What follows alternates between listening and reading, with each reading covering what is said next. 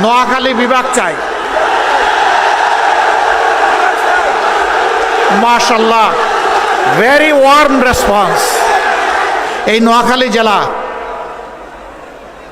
পূর্ব পাকিস্তান আমলে যখন 19টা জেলা ছিল তখন এটা একটা গুরুত্বপূর্ণ জেলা ছিল।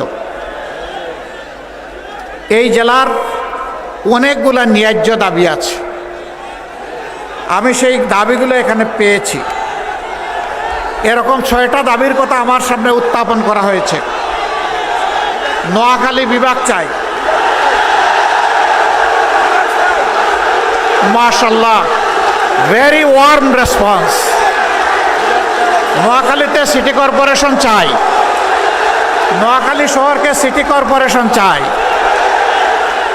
তারপরে হাতিয়া, কোম্পানিগঞ্জ, সুবর্ণচর নদী ভাঙ্গন রোধে কার্যকর পদক্ষেপ চাই। কি বুকে বাংলাদেশ আর হাতে বিদেশি? এই যে হোয়াইট প্লাস প্রো সেনসিটিভ স্কয়ারের। এরপরে কোম্পানিগঞ্জ ছোট ফেনী নদীতে ক্লোজার নির্মাণ চাই।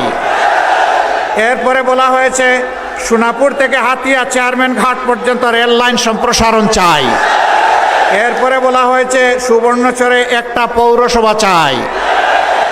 সুবর্ণচর এইটাকে হাতিয়ার না ওই দিকের যেটা আমি যেটাতে গিয়েছিলাম সেইটা না অন্যটা?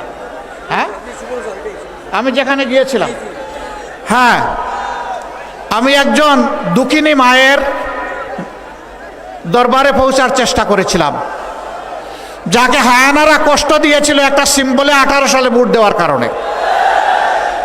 ওই মায়ের সম্মানে সেখানে আমরা নির্বাচিত হলে পৌরসভা করব ইনশাআল্লাহ, ওই মাকে সম্মানিত করার জন্য ইনশাআল্লাহ তাআলা আজিম।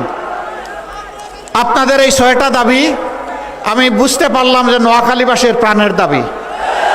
দোয়া করবেন, কথা দিচ্ছি আপনাদের সাথে বেইনসাফি করা হবে না ইনশাআল্লাহ। ইনসাফের মানদণ্ডে দাঁড়িয়ে অবশ্যই আপনাদের দাবিগুলো পর্যায়ক্রমে ইনশাআল্লাহ আমরা বাস্তবায়ন করব। আমরা সব দাবি কবুল করে নিলাম ইনশাআল্লাহ। আল্লাহ তাআলা আমাদেরকে এই অঙ্গীকার পূরণের জন্য বিশেষভাবে যেন সাহায্য করেন। প্রিয় নোয়াখালীবাসী, আমরা একটা দুর্নীতিমুক্ত, চাঁদাবাজ মুক্ত, দুঃশাসন মুক্ত বাংলাদেশ চাই। আমরা চাই না 15.5 বছরের সেই দুঃশাসন আবার বাংলাদেশে ফিরে আসুক। যদি আমরা না চাই তাহলে 12 তারিখ 2টা ভোট। প্রথম ভোটটা হবে ইনশাআল্লাহ সংস্কারের পক্ষে হা ভোট। প্রথম ভোটটা কি ভোট হবে? হা মানে আজাদি, না মানে গুলামি। আজাদি না গুলামি, আজাদি না গুলামি। সম্মানিত ভাইরা, এরপরে যা স্পষ্টভাবে বলতে চাই, ইনসাফের প্রতীক দাড়িপাল্লার সাথে আরো 10টা প্রতীক যুক্ত হয়েছে। এই 10-11 প্রতীক যাকে যেখানে যেটা দেয়া হবে ধরে নিতে হবে যে তার মাঝে 11টা আছে। আমরা সবাই মিলেমিশে এক মায়ের সন্তানের মতো কাজ করব ইনশাআল্লাহ। আমি জানি বিশেষ করে আমার সংগঠনের ভাইদের বোনদের কিছু কষ্ট, কিছু অভিমান আছে।